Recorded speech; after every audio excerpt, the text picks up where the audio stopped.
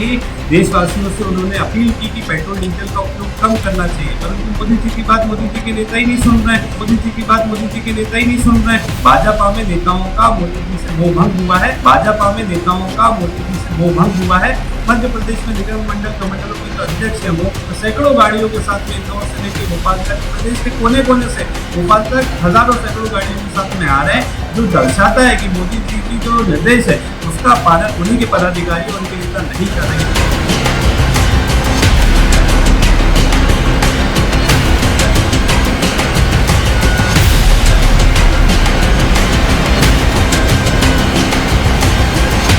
प्रधानमंत्री नरेंद्र मोदी से उनके ही कार्यकर्ताओं का मोह भंग हो रहा है, बोले कांग्रेस प्रवक्ता विवेक त्रिपाठी। कहा, प्रधानमंत्री के वक्तव्य को भाजपा नेता ही नहीं मान रहे हैं, उनके कार्यकर्ता उनकी बात नहीं स्वीकार कर रहे, यह चिंता का विषय है।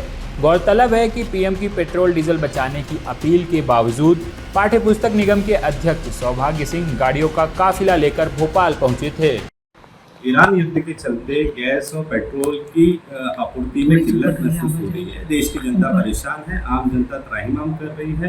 गैस की कीमतें बढ़ती जा रही है और तो भी उपलब्धता कम है। पेट्रोल डीजल की कीमतें बढ़ गई हैं, जनता पे महंगाई की मार है और मोदी सरकार पूरी तरीके से चुनाव में व्यस्त थी, सरकार बनाने में व्यस्त थी। अब चुनाव खत्म हो गए तो नरेंद्र मोदी जी ने सरेंडर करते हुए देश की जनता से अपील की है कि पेट्रोल डीजल का उपयोग कम कर दे।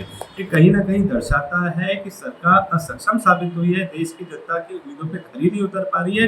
जो समस्या है उसको लेकर राहुल गांधी जी निरंतर चेतावनी दे रहे थे कि देश की सरकार को ठोस कदम उठाने चाहिए कि जिस प्रकार से महंगाई बढ़ती जा रही है इस पर अंकुश कैसे लगेगा।